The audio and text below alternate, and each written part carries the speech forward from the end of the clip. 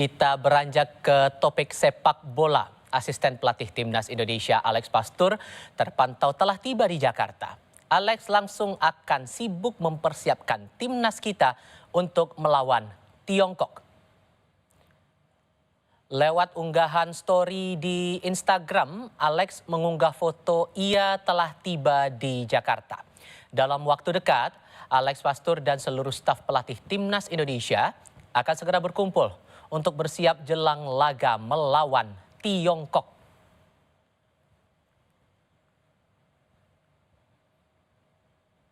Tak hanya asisten pelatih Timnas, gelandang Timnas Ivar Jenner yang bermain di Belanda pun mengunggah keberangkatannya ke Indonesia via akun Instagramnya.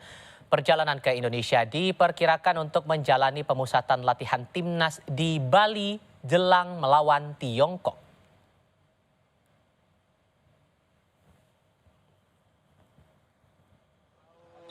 Ketua PSSI Erick Thohir memastikan Timnas Indonesia akan menggelar pemusatan latihan di Bali Training Camp 26 Mei nanti.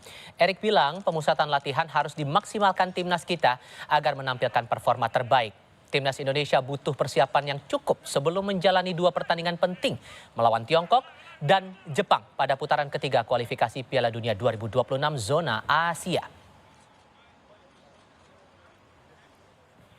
Perlu dipahami, Timnas Garuda saat ini berada di posisi 4 klasemen grup C dalam kualifikasi Piala Dunia 2026 zona Asia. Untuk mengamankan langkah ke babak 4 kualifikasi, Timnas sedikitnya butuh tambahan 4 poin dari 2 laga tersisa. Artinya, kemenangan lawan Tiongkok menjadi keharusan.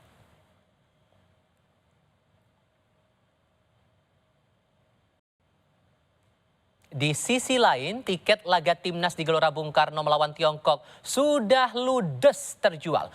Kurang dari 24 jam sejak dibuka pada Kamis kemarin, tiket laga tim Garuda pada 5 Juni nanti melawan Tiongkok diborong penggemar Timnas. Namun, jika biasanya kuota tiket yang dibuka mencapai 70.000, kali ini harus berkurang 15% akibat sanksi dari FIFA imbas pertandingan lawan Bahrain pada Maret lalu.